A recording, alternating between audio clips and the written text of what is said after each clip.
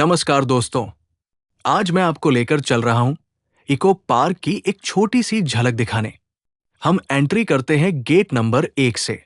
जैसे ही अंदर प्रवेश करते हैं, रास्ते में हमें छोटी छोटी दुकानें दिखाई देती हैं। यहां पर स्नैक्स, पानी, खिलौने और कुछ यादगार चीजें मिलती हैं। आगे बढ़ते ही हम टिकट काउंटर पर पहुंचते हैं।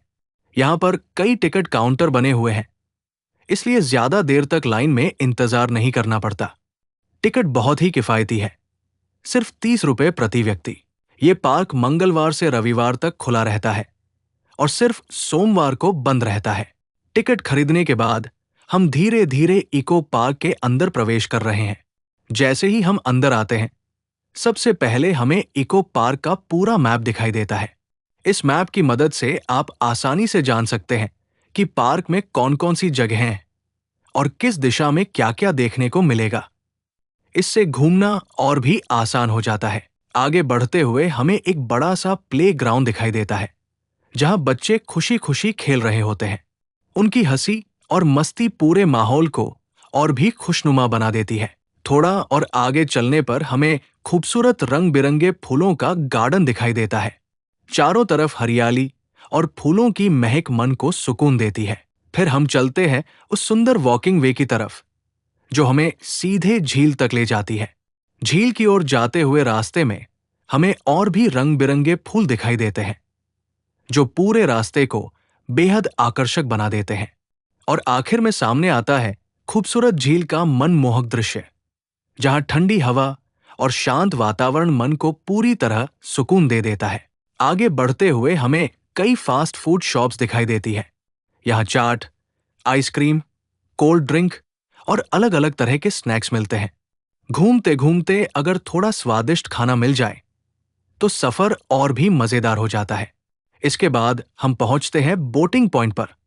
झील के शांत पानी में बोटिंग करते हुए चारों तरफ की हरियाली और ठंडी हवा का आनंद लेना एक बहुत ही सुकून भरा अनुभव होता है। परिवार और दोस्तों के साथ ये पल और भी खास बन जाता है। थोड़ा आगे चलने पर हमें वाटर रोलर दिखाई देता है। लोग पारदर्शी बड़े रोलर के अंदर बैठकर पानी के ऊपर घूम रहे होते हैं। ये एक्टिविटी बच्चों और युवाओं के लिए काफी रोमांचक और मजेदार होती है। इसके बाद हम पहुंचते हैं साइकिलिंग पॉइंट पर। यहां किराए पर साइकिल मिलती है। कुछ लोग आराम से साइकिल चला रहे हैं, तो कुछ तेजी से रनिंग साइकिल का मजा लेते हुए नजर आते हैं। पूरे पार्क में साइकिल चलाते हुए घूमना एक अलग ही अनुभव देता है। आगे बढ़ते हुए हम पहुंचते हैं झील के खूबसूरत लेक व्यू पर। यहां खड़े होकर शांत पानी, ठंडी हवा और चारों तरफ की हरियाली का नजारा मन को पूरी तरह सुकून दे देता है। लेक के पास ही हमें एक सुंदर फ्लावर गार्डन दिखाई देता है। रंग बिरंगे फूलों की कतारें पूरे माहौल को और भी आकर्षक बना देती है। हर तरफ खुशबू और प्राकृतिक सुंदरता का एहसास होता है। थोड़ा आगे चलते ही हमें टॉय ट्रेन का टिकट काउंटर दिखाई देता है। यहां से टिकट लेकर पूरे पार्क की सैर टॉय ट्रेन से की जा सकती है। तभी हमें सामने से एक छोटी सी ट्रेन आती हुई दिखती है, जिसमें बच्चे और बड़े सभी खुशी से बैठे होते हैं। आगे बढ़ते हुए हमें एक और बोटिंग काउंटर नजर आता है, जहां से हम बोटिंग की टिकट बुक कर सकते हैं और झील की सवारी का आनंद ले सकते हैं। तभी एक ऐसी ट्रेन भी आती हुई दिखाई देती है, जिसमें सभी यात्री बैठे हुए पार्क की सैर का आनंद ले रहे होते हैं।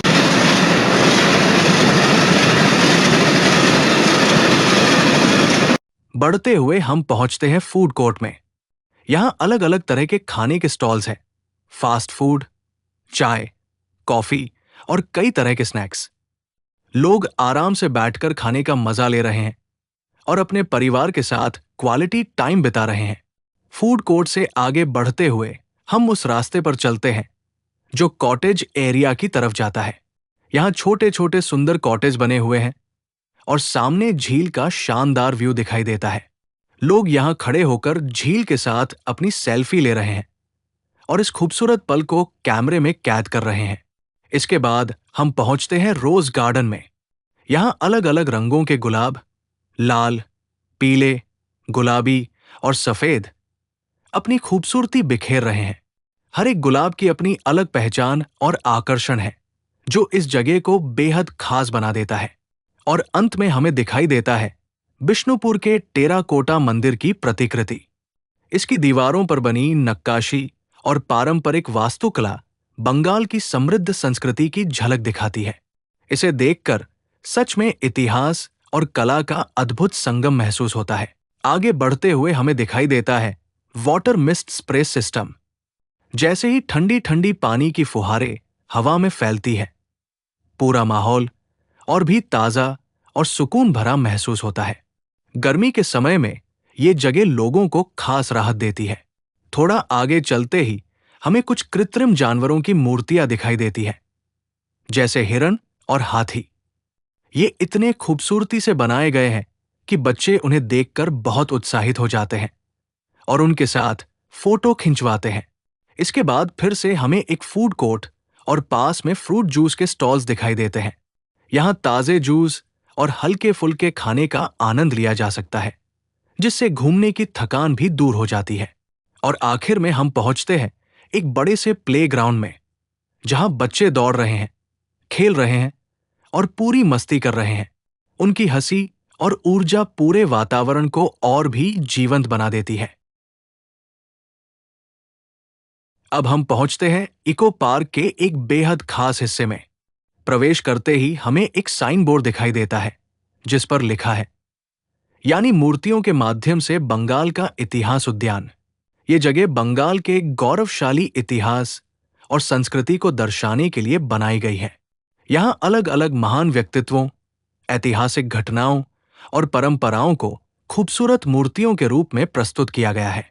हर मूर्ति अपने आप में एक कहानी बयां करती है, जो हमें बंगाल की विरासत, कला और संघर्ष की याद दिलाती है।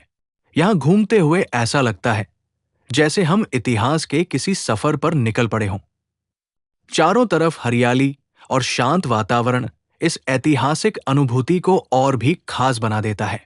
ये जगह न सिर्फ देखने में सुंदर है, बल्कि ज्ञान और प्रेरणा से भी भरपूर है। इसके बाद हम आगे बढ़ते हैं हेलिकोनिया गार्डन की ओर।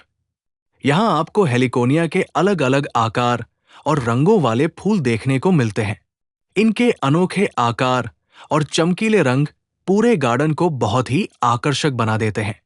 प्रकृति की ये सुंदर रचना फोटो खींचने के लिए भी एक परफेक्ट स्पॉट है।